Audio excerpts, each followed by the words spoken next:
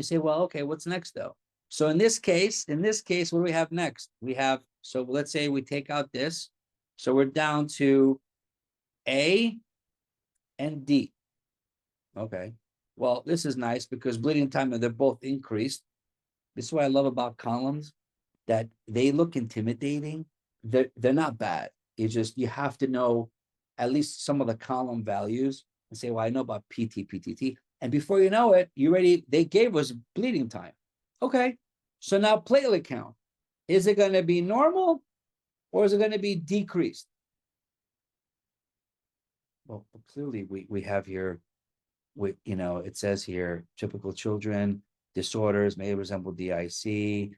Okay, we know this, triad, we have issues with thrombocytopenia. We know the triad is decreased platelets. We know that.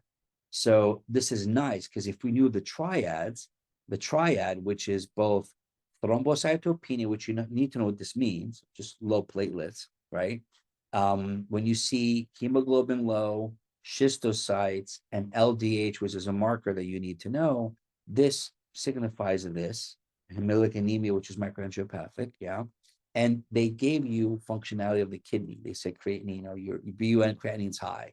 So knowing the triad will then allow us to say, oh, well, the triad is thrombocytopenia, which is low platelets, and they both have low platelets. So it has to be this one, not normal, it has to be low here. Boom, there's your answer.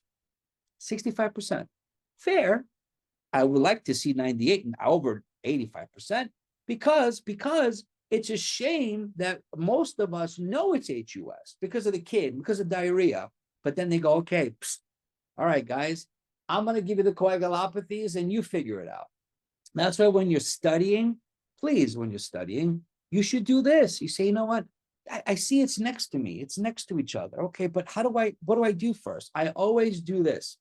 I put a timer on, like, you know what? I need to learn this in 5 minutes. I'm not going to spend hours on this. I have thousands of things to do. So I'm like, all right, what's similar? What's different? Put it together. Okay, what similarities? Triads. Okay, and they're not consumptive. However, differentiating factors. One's kids, one's females. Okay, I could do that.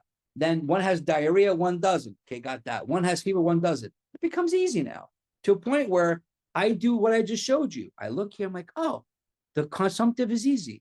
That was able to help me differentiate them instantly. If you do it this way, it takes practice, but if you do that, you start getting points to a point where when you start getting questions, they talk about immediate IT and uremic platelet dysfunction and Bernard-Soulier, it becomes easy because you know all platelet disorders have increased bleeding time. So if you know it's a platelet disorder, I don't care what you say, bleeding time is high. And if you're lucky, because it's also about luck, some of the columns come in your favor. Something like this was nice. They both were increased. You didn't have to even touch it. But it's a shame that, here we go, 23% went here. Increased, decreased. But we know that HUS and TTP now, we all know as a team, they don't consume coagulopathy, which means PT, PTT, normal. Boom, there's the big difference. It's easy, but people thought they knew it, and because of that, they got it wrong. 23% went here, 7% went to D. They thought this was the answer, so 30% went a different route, and there it is. So do me a favor, and do yourselves a favor. Go through these questions.